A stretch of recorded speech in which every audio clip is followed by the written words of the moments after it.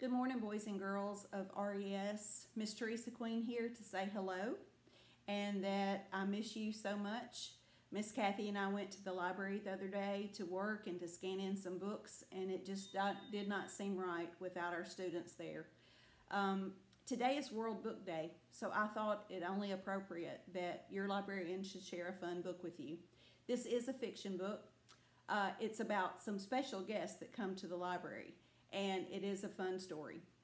This book is called Bats at the Library, and it's written and illustrated by Brian Lyles.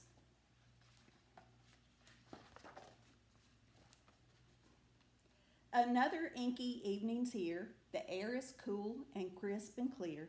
We feasted, fluttered, swooped, and soared, and yet we're still a little bored. All this sameness leaves us blue and makes us ache for something new. Then word spreads quickly from afar. A window has been left ajar. Can it be true? Oh, can it be? Yes, bat night at the library. The sky's lively as we race to get toward our favorite place. Eager wings beat autumn air. Look, that's it. We're almost there. Then squeezed together, wing to wing, we rocket through the opening. We've waited for this night all year, but this is it. At last, we're here. So they've arrived at the library. For most old bats, this isn't new. They've got lots of things to do. They'll flutter off and lose themselves among the books lined up on shelves. So we're not the only ones that like books. Other bats in munchy moods will study guides to fancy foods, or hang out by a lamp instead to talk about the books they've read. But little bats will have to learn the reason that we must return. The ones who haven't come before have no idea what's in store. Some of them will drift away and figure out a game to play, like shaping shadows on the wall or wingtip tag around the hall. So they're even playing tag. This big box is loads of fun, blasting brighter than the sun. Instead of copying books from shelves, we can duplicate ourselves. And the word duplicate means to make a copy. Doesn't matter where you look, there's nothing like a pop-up book. So they've even got a pop-up book and they're flying through the house of it. The fountain water's nice and cool and makes a splendid swimming pool. Please keep it down, you must behave. The library is not your cave. It's hard to settle down and read when life goes by at dizzy speed.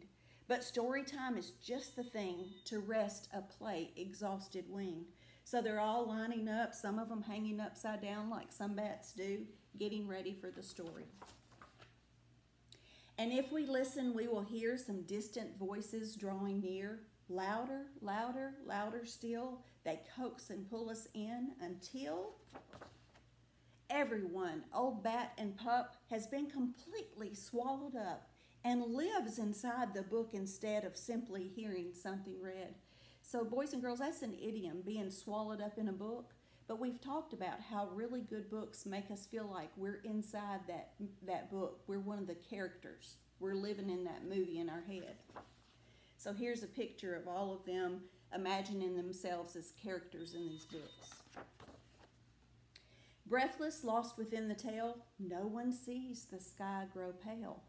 Now, what do you know about bats and sunlight? They have to go somewhere and go to sleep.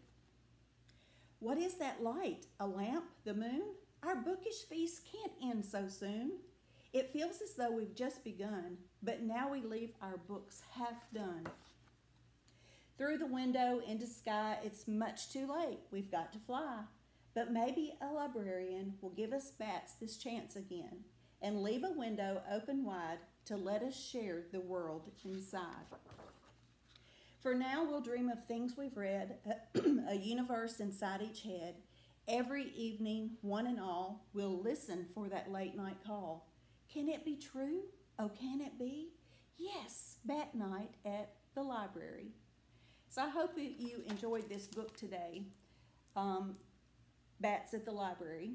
I hope that you will take this week and maybe look up facts about bats.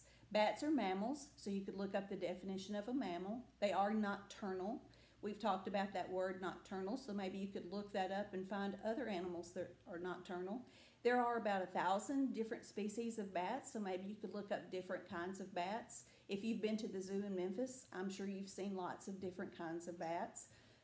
Bats use a process called echolocation as they fly, and you might look up that. It's using sound waves to help them travel without running into things.